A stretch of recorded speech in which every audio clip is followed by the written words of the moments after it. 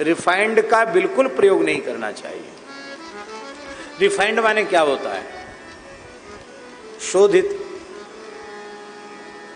कहने ये तेल का, ये मूंगफली का रिफाइंड है, ये सोयाबीन का रिफाइंड है, ये अमुक सरसों के तेल का रिफाइंड है।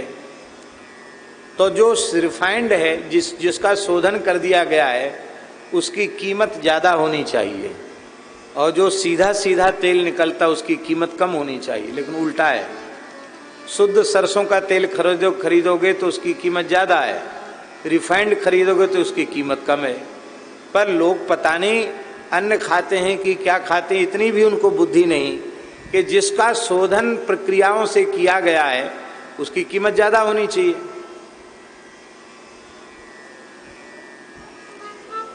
पाम नामक एक तेल होता है, पाम का पेड़ होता है विदेश में। उस पाम नामक पेड़ का तेल, पाम ऑयल जिसको कहते हैं, भारत सरकार की ओर से स्वीकृति है 30% पाम ऑयल तेल में आप मिला सकते हैं। पर एक अच्छे तेल की फैक्ट्री वाले व्यक्ति ने हमसे कहा, नाम फैक्ट्री का और उस व्यक्ति का नाम नहीं बताएंगे क्योंकि उसका घाटा होगा बेचारे का। बाकी उस व्यक्ति ने कहा, महाराज जी सरकारी कानून है 30% मिलाने का, पर हम लोग 70% मिलाते हैं। कितना परसेंट? 70% पाम ऑयल मिलाते हैं। तो पाम ऑयल तो बढ़िया चीज है, वनस्पति से निकली हुई चीज है।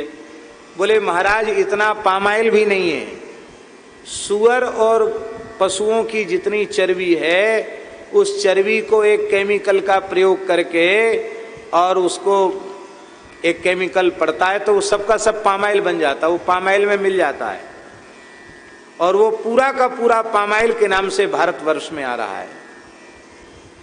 पशुओं की चर्बी ही पाम ऑयल के नाम से आ रही है।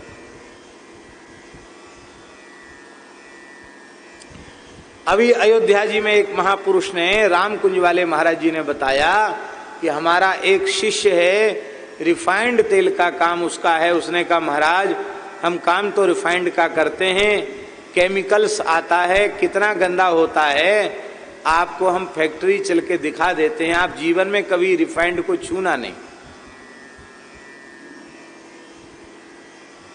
ये रिफाइंड की बात है। तो शुद्ध तेल, सिंगदाना लेकर के, मूंगफली लेकर के आप उसको पिलवा लीजिए, शुद्ध तेल प्रयोग कीजिए, कोई हानि नहीं है शरीर के लिए। शुद्ध सरसों का तेल प्रयोग कीजिए, उसकी खली गौ माता के काम में आ जाएगी, और शुद्ध सरसों का तेल प्रयोग कीजिए, कोई घाटा नहीं है।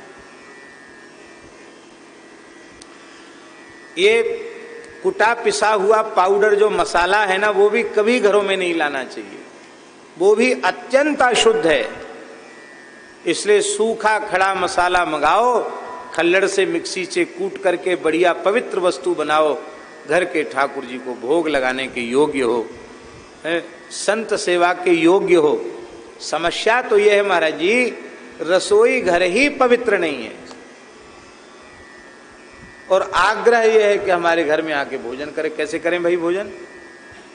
आप भोजन इसलिए कराना चाहते हैं कि आपको पुण्य मिले, किंतु यदि आपका चौका चूल्हा पवित्र नहीं है, उसमें कांदा डूंगरी ये सब चीज पड़ी हुई है, प्याज लहसुन उसमें पड़ा हुआ है, और सब बाजार की चीज का प्रयोग होता है, जूठा सखरे का ज्ञान नहीं है, तो आप घर में किसी संत को भोजन कराएंगे तो उससे आपको पुण्य नहीं मिलेगा। उसके धर्म को नष्ट करेंगे तो उसका पाप आपके सिर पे चढ़ेगा, आपको पुण्य तो मिलेगा नहीं, आपको लाभ नहीं होगा, आपको हानि हो जाएगी।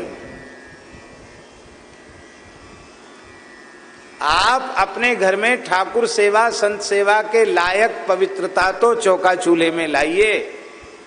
माताएं अशुद्ध अवस्था में होती हैं, कन्याएं अशुद्ध अवस्था में होती हैं, और वे चौका चूल्हे सब जगह जाती हैं, सब चीज छूती हैं।